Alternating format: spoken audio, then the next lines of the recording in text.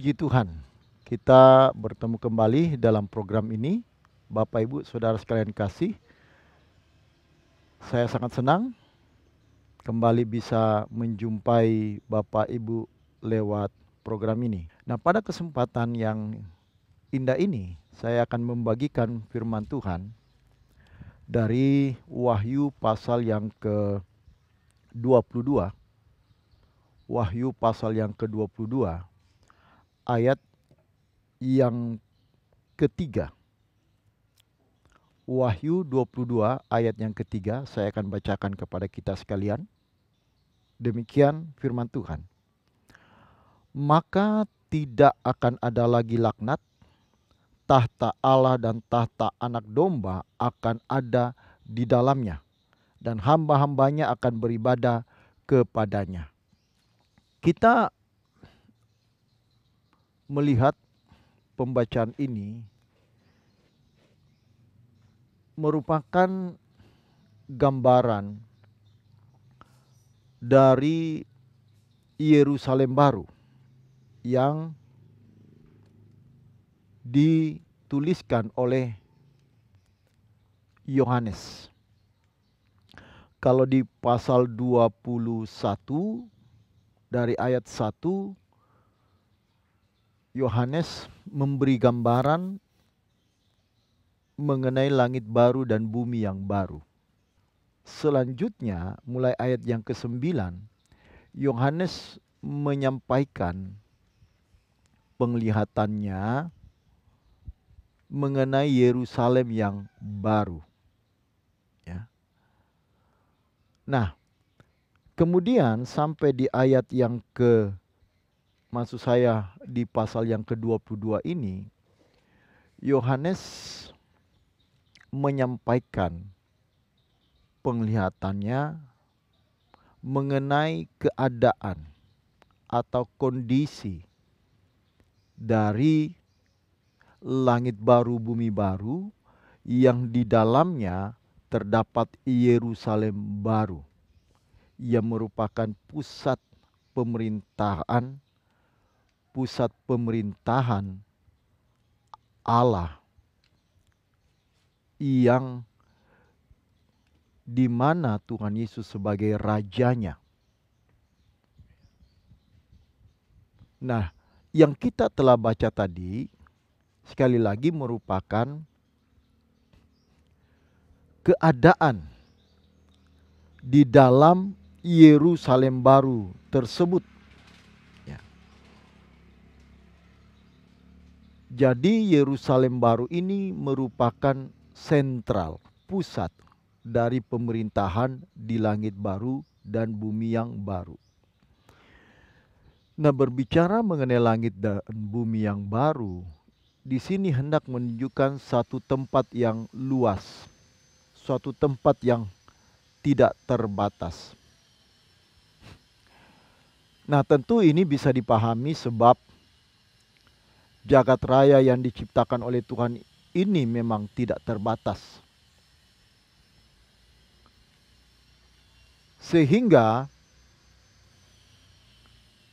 langit baru dan bumi yang baru yang merupakan sorga bagi kita manusia adalah satu tempat di mana kita akan melangsungkan kehidupan selama-lamanya. Tentu yang dimaksud kita di sini adalah orang-orang yang percaya dan setia kepada Tuhan Yesus Kristus, yang telah hidup sesuai dengan firman-Nya, yang telah hidup sesuai dengan kehendak Tuhan. Jadi bukan hanya orang yang berstatus Kristen, tetapi orang-orang yang telah dipilih, dipanggil oleh Tuhan, dan yang telah setia kepada Tuhan, yang telah menghargai kasih karunia Allah yang dicurahkan, yang diberikan kepadanya. Orang-orang yang tidak menyia-nyiakan kesempatan yang mahal yang Tuhan sudah berikan selama hidup di dunia ini, dengan mengisinya dalam ketaatan kepada kehendak Allah. Nah, di langit baru dan bumi yang baru itulah nanti kita akan bersama selamanya. Nah, di dalam ayat tadi, Bapak Ibu, digambarkan bahwa di kerajaan Allah itu nanti, ya, tidak ada lagi laknat. Tahta Allah dan tahta Anak Domba akan ada di dalamnya, dan hamba-hambanya akan beribadah kepadanya. Nah, Bapak Ibu, kita sering mendengar gambaran mengenai surga yang disampaikan oleh banyak pembicara. Nah, pada umumnya ketika kita masih sekolah minggu, gambaran yang diberikan adalah pada saat kita di surga nanti, yang kita lakukan adalah memuji-muji nama Tuhan, menyanyi, bertepuk tangan, memuji Tuhan tanpa henti.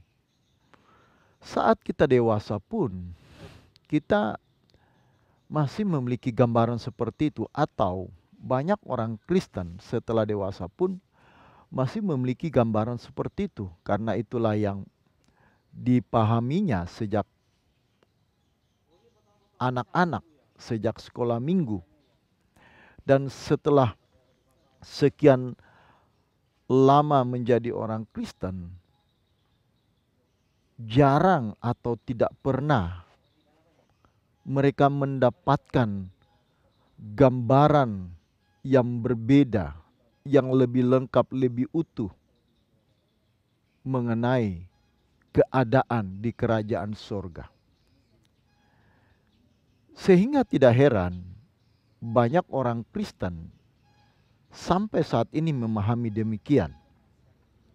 Kita akan pakai baju putih, ya seperti lagu waktu saya sekolah minggu, di sorga nanti kita pakai baju putih, kita akan menyanyi-nyanyi, kita akan memuji-muji, kita akan menari-nari, ya, tiada henti.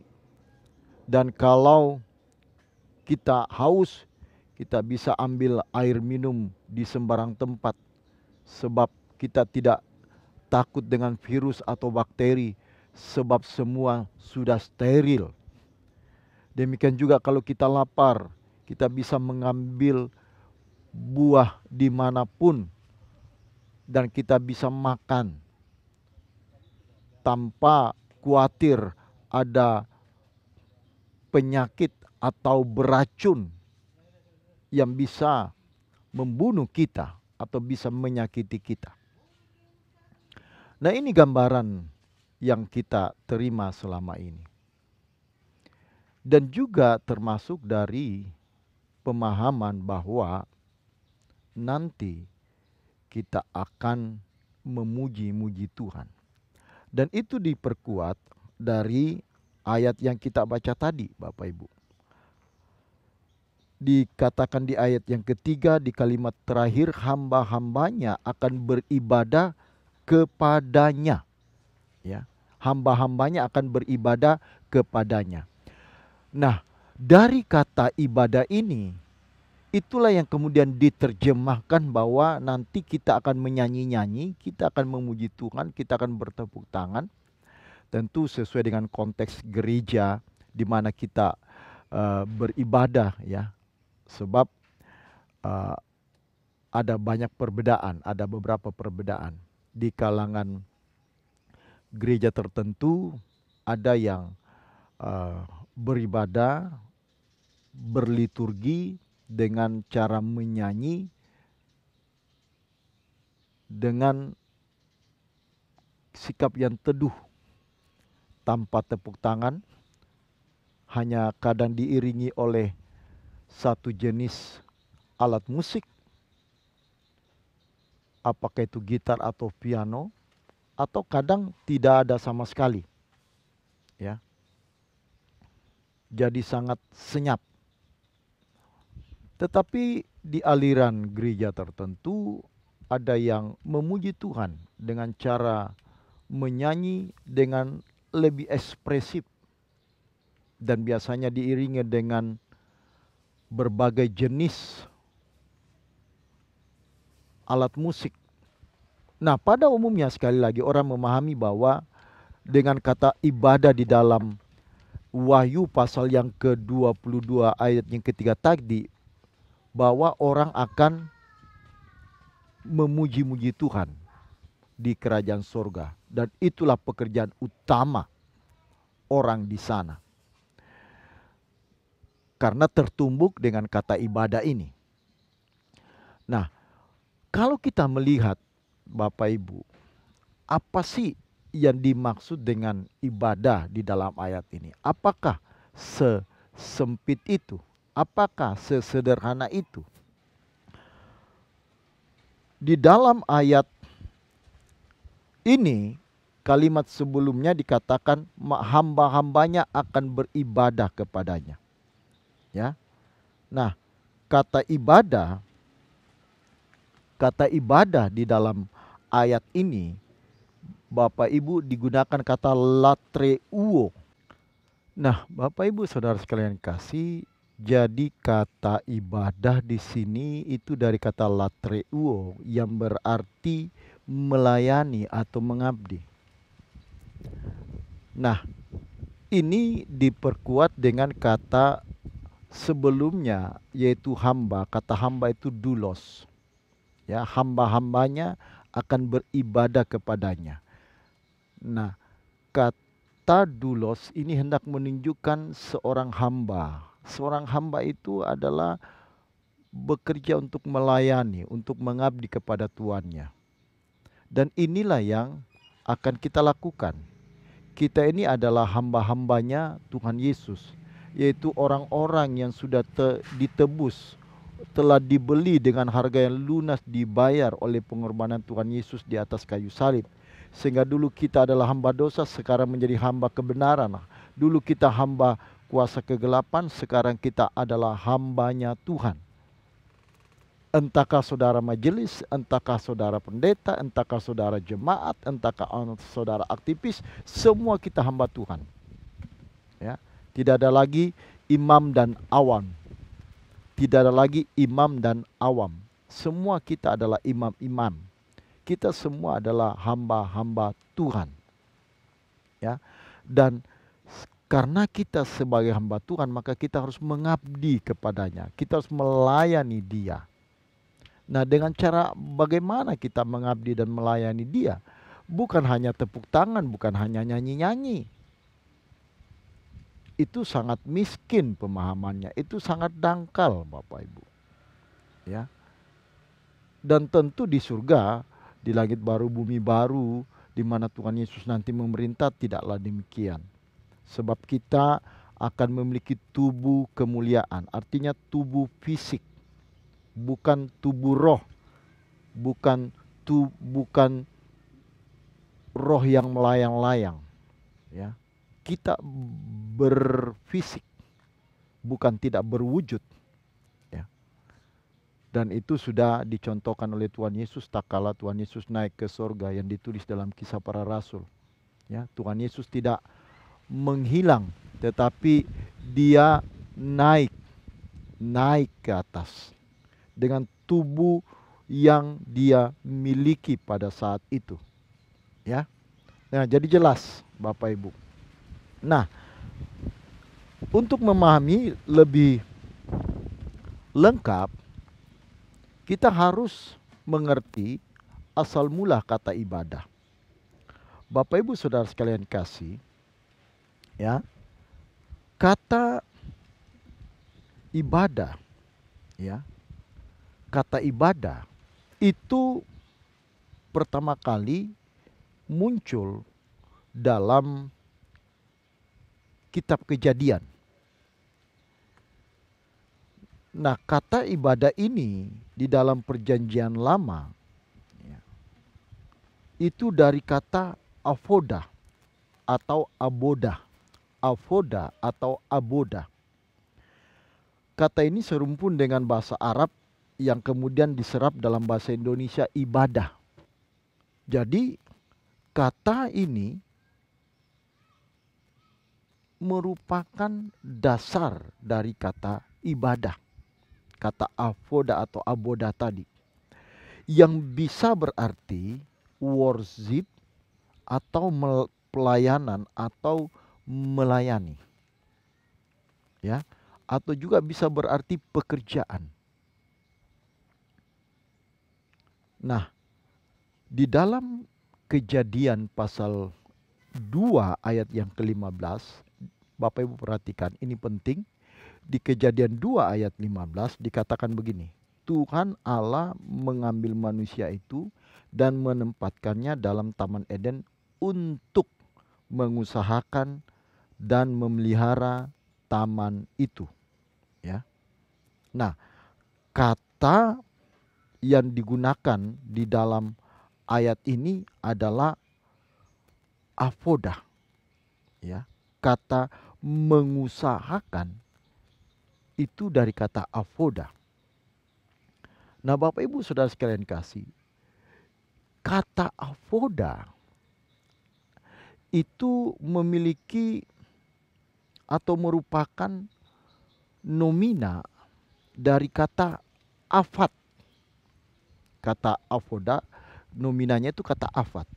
Nah, kata afat ini menunjukkan sebuah aktivitas alamiah untuk manusia sejak semula, sejak pertama kali manusia diciptakan.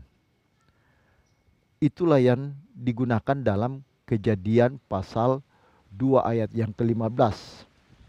Nah, kata afat itu artinya aktivitas alamiah atau bekerja. Jadi avoda itu dari kata afat.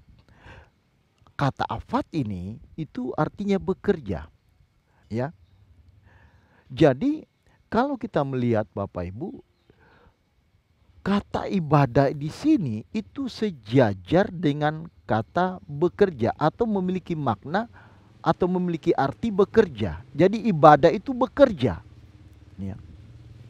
Nah, tentu Bapak Ibu dalam ayat ini di Kejadian pasal 2 ayat 15 ini, bekerja di sini bukan dalam konteks hukuman. Sebab waktu Tuhan berkata di Kejadian 2 ayat 15, Allah mengambil manusia untuk mengusahakan taman itu sebelum jatuh ke dalam dosa. Jadi manusia sudah bekerja sebelum jatuh ke dalam dosa. Jadi bekerja itu bukan sebuah hukuman, bukan sebuah kutukan.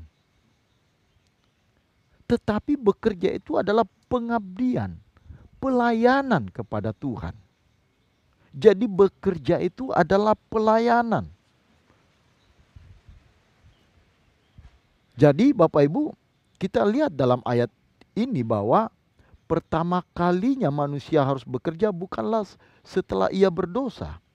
Sebab kepada laki-laki dan perempuan diciptakan sempurna dan tanpa dosa.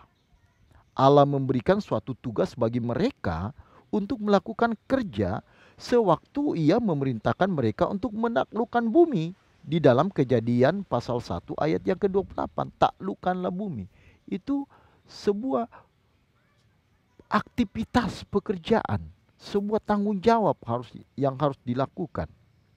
Nah, memang kemudian dosalah yang kemudian menjadikan bekerja itu melelahkan, menjemukan. Pekerjaan itu menjadi suatu hukuman. Ya. Tetapi pada mulanya tidak demikian. Bekerja itu adalah pengabdian. Bekerja itu melayani Tuhan.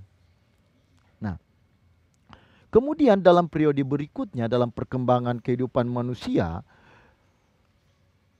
akhirnya ya Musa kemudian menetapkan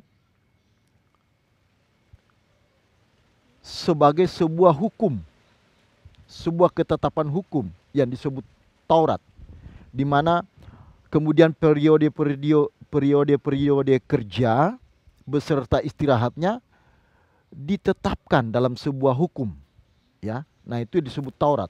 Orang Israel tidak boleh bekerja pada hari Sabat, ya. Kalau Bapak Ibu nanti membaca di dalam Keluaran pasal yang ke-20 ayat yang ke-8 sampai ayat yang ke-11, ya. Nah, Bapak Ibu Saudara sekalian kasih, kata apoda ini kemudian dalam perkembangannya, ya, kata apoda yang kemudian menjadi kata ibadah pada dasarnya dari kata afat yang artinya bekerja atau melayani atau mengabdi. Nah, kemudian dalam perkembangannya kata avoda, ya, kata avoda itu diberikan makna dalam penyelenggaraan ibadah yang dilakukan oleh orang-orang Lewi, ya. Nah, Bapak Ibu Saudara sekalian kasih, hal itu dapat kita lihat di dalam Ulangan pasal 6 ayat yang ke-13. Ya. Nah, jadi kata afat, ya, kata afat artinya adalah mengabdi. Dari sudut makna dan isinya, kata apoda itu dalam hukum Taurat dan kitab-kitab para nabi adalah penyembahan di dalam kemah suci atau bait Allah yang merupakan titik pusat ibadah dalam arti umum, yaitu ketaatan kepada perintah-perintah Tuhan dan pengabdian kepadanya. Kalau kita melihat Bapak Ibu, ya, dalam Septuaginta, ya, Septuaginta itu perjanjian lama yang ditulis dalam bahasa Yunani. Di dalam Roma pasal yang ke-12 ayat yang ke-1, ya, di situ dikatakan, persembahkanlah tubuhmu sebagai persembahan yang hidup, yang kudus dan yang berkenan kepada Allah. Itu adalah latreiamu, latreuomu, ya. Itu adalah ibadahmu yang sejati, ya. Kata yang digunakan di situ adalah latreia. Nah, ini artinya adalah pengabdian. Kata ini sejajar dengan kata avoda yang artinya servis, melayani. Jadi ibadah dalam arti luas adalah pengabdian atau pelayanan kepada Tuhan. Itu sesungguhnya ibadah. Jadi ibadah itu tidak boleh dipahami secara sempit. Nah, kalau kita kembali di dalam Wahyu pasal yang ke-22 ayat yang ketiga tadi. Jadi hamba-hambanya akan beribadah kepadanya. Itu bukan tepuk tangan, nyanyi-nyanyi, bukan. Tetapi kita akan bekerja. Dan kerja kita di hadapan Tuhan nanti itu sebagai pengabdian. Itu sebagai pelayanan. Bukan sebuah kutukan. Sebagaimana yang Tuhan sudah berikan mandat ini sejak semula sebelum manusia jatuh ke dalam dosa. Ini mandat yang mulia. Jadi mandat bekerja, melayani, mengabdi kepada Tuhan itu bukan mandat yang membebani sebenarnya. Itu mandat yang agung yang Tuhan berikan. Nah, tentu mekanisme kerja yang akan kita lakukan di sana tentu bisa saja berbeda atau tidak sama persis dengan apa yang kita lakukan di sini, ya. Karena di bumi ini, di dunia yang terkutuk ini, kita bekerja tidak mencapai hasil yang maksimal, tidak bisa mencapai hasil yang maksimal karena ketidakadilan, ketidakjujuran, dan berbagai macam sikap-sikap manusia yang sudah jatuh ke dalam dosa. Ya, kemudian Bumi di tempat kita berpijak ini, yang tempat kita bekerja ini adalah bumi yang terkutuk. Sehingga pada saat manusia jatuh ke dalam dosa dan bumi ini terkutuk, dikatakan bahwa manusia akan berpeluh dan kemudian bumi ini akan menghasilkan onak dan duri. Tetapi di kerajaan Bapa di surga tentu tidak demikian. Tetapi yang pasti adalah setiap kita nanti yang adalah hamba-hamba Tuhan akan bekerja. Dan pekerjaan kita itu adalah pengabdian kepada Tuhan. Dan ini sangat indah, Bapak Ibu. Dan ini akan berlangsung selama-lamanya. Ini sangat indah. Karena lahir dari kecintaan kepada Tuhan. Bukan karena upah, tetapi karena kita mengasihi Tuhan. Nah, karenanya sikap ini harus dimulai sejak saat ini. Sebab kita melayani Tuhan karena Dia terlebih dahulu melayani kita. Seperti lagu lama yang sering kita nyanyikan dulu kalau Bapak Ibu sudah aktif di gereja ya sejak muda. Ada lagu melayani, melayani lebih sungguh. Tuhan lebih dulu melayani kepadaku. Nah, kita akan melayani Tuhan di kerajaan Bapa di surga nanti. Dasarnya adalah kita mengasihi Dia karena Dia lebih dahulu mengasihi kita. Dan itu dimulai saat ini. Karenanya Tuhan berkata, kasihilah Tuhan Allahmu dengan segenap hatimu, segenap jiwamu, dengan segenap kekuatan dan akal budimu. Bukan nanti di sana, dimulai sejak di bumi. Kita sudah belajar untuk memiliki hati hamba. Memiliki hati yang melayani. Inilah yang kupunya, hati sebagai hamba, yang mau taat dan setia padamu Bapa. Itu yang harus kita kembangkan saat ini. Nah, orang-orang yang tidak mau melayani Tuhan dengan tulus saat ini tidak mungkin akan diperkenan masuk dalam kerajaannya. Tidak mungkin diperkenan masuk ke dalam kerajaannya. Sebab orang-orang yang diperkenan masuk ke dalam kerajaan Allah hanya orang-orang yang melayani. Hanya orang-orang yang mau mengabdi dengan tulus. Nah, dasar kita mengabdi, melayani dengan tulus kepada Tuhan karena Tuhan sudah menunjukkan pelayanannya kepada kita. Dia telah memberikan seluruh kehidupannya, bahkan nyawanya Dia berikan kepada kita dengan mengorbankannya di atas kayu salib. Nah, sebagai orang yang telah ditebus, konsekuensinya adalah saudara menjadi milik Tuhan. Dan kalau saudara menjadi milik Tuhan, saudara dan saya tidak boleh lagi menghambakan hidup saudara pada kesenangan, pada diri sendiri. Karena saudara sudah ditebus oleh Tuhan Yesus, maka saudara dan saya harus menghambakan diri kepada Tuhan Yesus. Itulah mengapa Rasul Paulus berkata, hidupku bukannya aku lagi, tetapi Kristus yang hidup di dalam aku. Sehingga segala sesuatu yang dilakukan, semua harus seturut kehendak Tuhan. Bukan seturut keinginan kita, bukan semau kita, bukan sesuai dengan keinginan kita. Karenanya orang yang sudah ditebus, semua yang dipikirkan, semua yang dikatakan, semua yang dilakukan, harus dalam kontrol dan monitor Tuhan. Harus dipersoalkan. Kalau saudara punya uang yang banyak, saudara harus mempersoalkannya kepada Tuhan. Uang itu untuk apa? Kalau Bapak Ibu punya tubuh yang sehat, Bapak Ibu dan saya harus persoalkan dengan tubuh yang sehat ini yang Tuhan berikan kepada kita. Tujuannya untuk apa?